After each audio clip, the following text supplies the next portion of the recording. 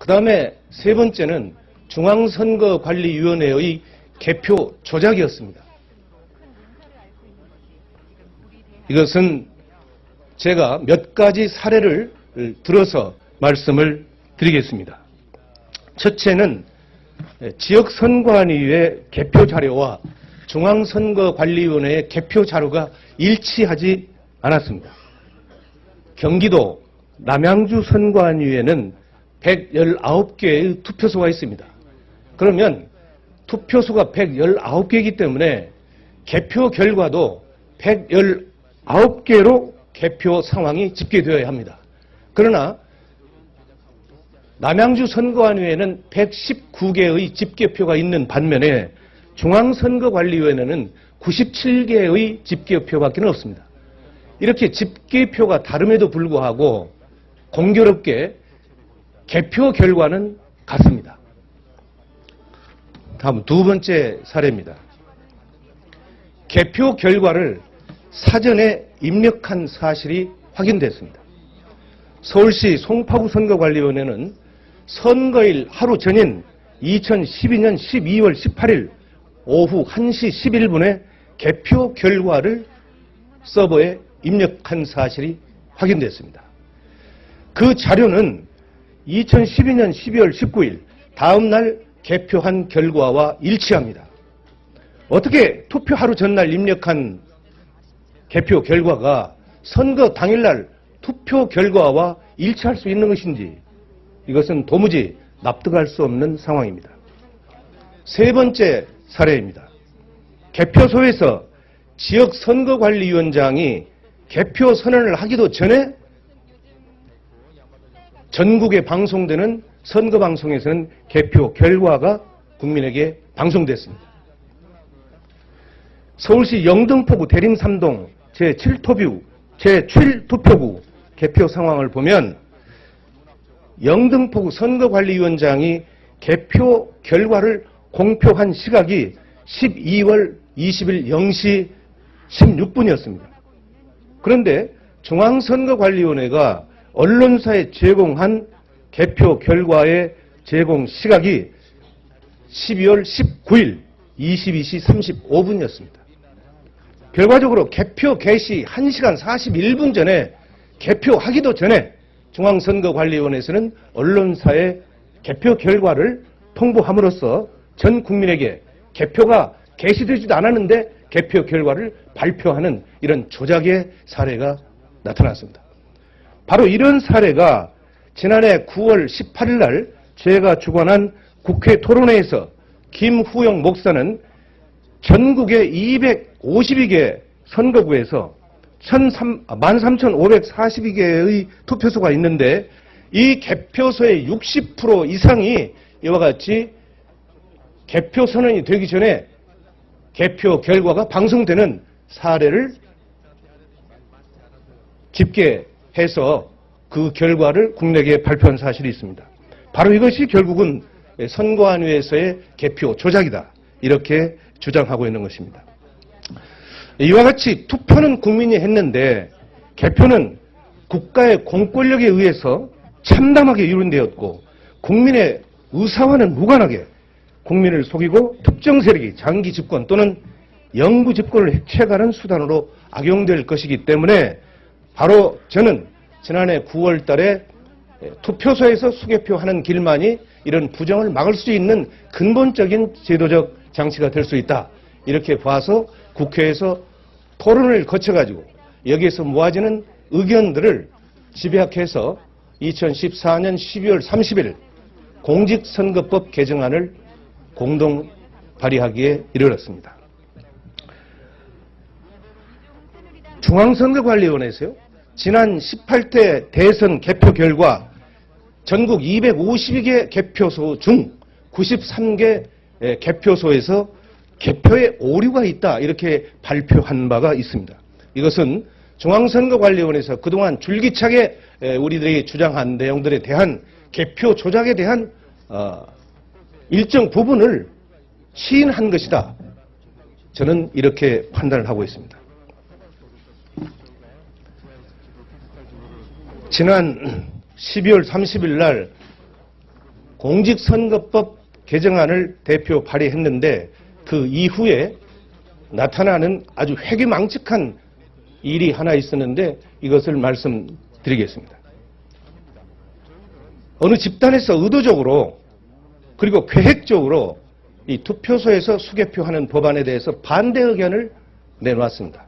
이것은 국회 홈페이지 입법 예고 시스템에서 투표소에서 수개표하자라고 하는 법안을 국민에게 공지를 했는데 무려 2, 3일 만에 9,653건의 아주 집단적이고 동시적으로 반대 댓글을 올렸습니다. 이것은 국회 역사상 전무후무한 일입니다.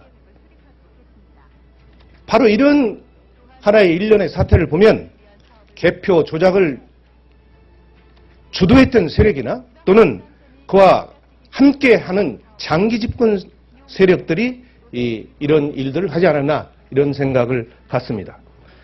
저는 국회 행정안전위원회에서 조속히 공직선거법 개정안을 심사해서 반드시 2016년 4월 13일에 개최되는 20대 총선부터는 투표소에서 수개표가 실현될 수 있도록 그래서 이 땅의 개표 조작과 개표 부정이 완전히 추방되기를 기원합니다. 투표로 반영된 민의를 권력자들이 조작해서 정권을 찬탈하는 일이 다시는 반복되지 않기를 소망합니다. 이상 투표소에서 수개표하자라고 하는 법안 개정안을 냈던 취지의 말씀을 드렸습니다. 감사합니다. 그 다음에 세 번째는 중앙선거관리위원회의 개표 조작이었습니다. 이것은 제가 몇 가지 사례를 들어서 말씀을 드리겠습니다. 첫째는 지역선관위의 개표 자료와 중앙선거관리위원회의 개표 자료가 일치하지 않았습니다. 경기도 남양주 선관위에는 119개의 투표소가 있습니다.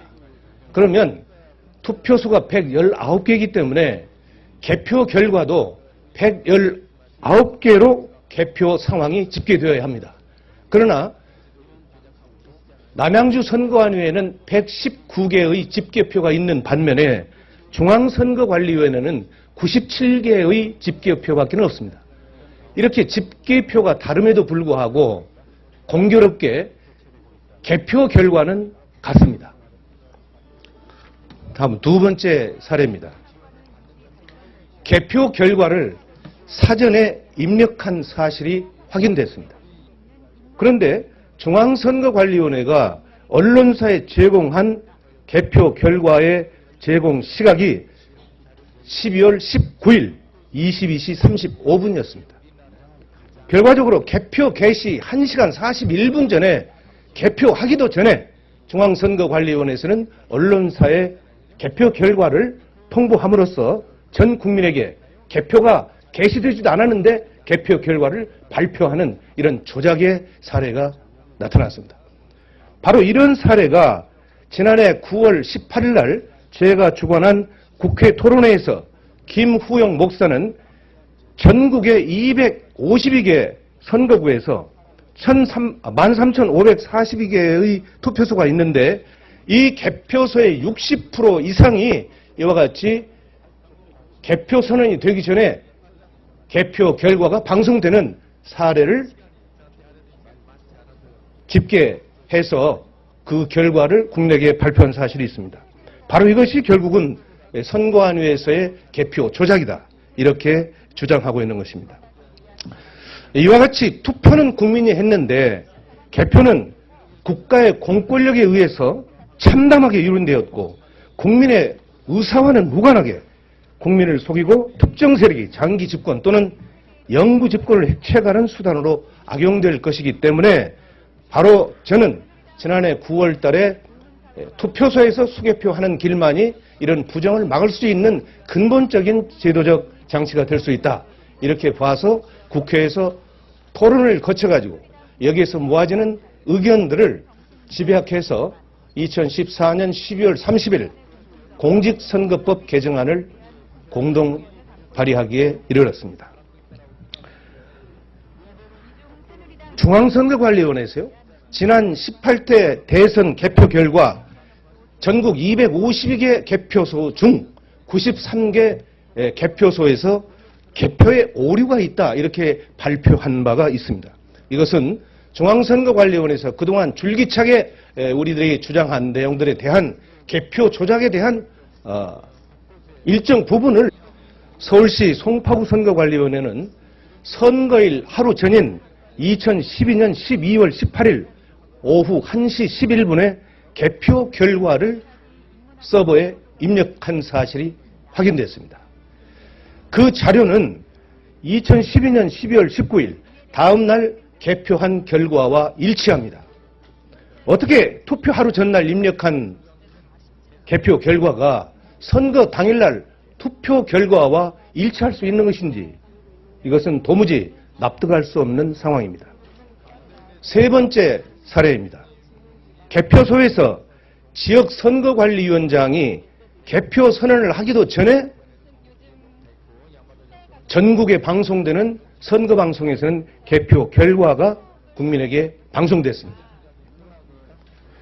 서울시 영등포구 대림 3동 제7투표구 개표 상황을 보면 영등포구 선거관리위원장이 개표 결과를 공표한 시각이 12월 20일 0시 16분이었습니다.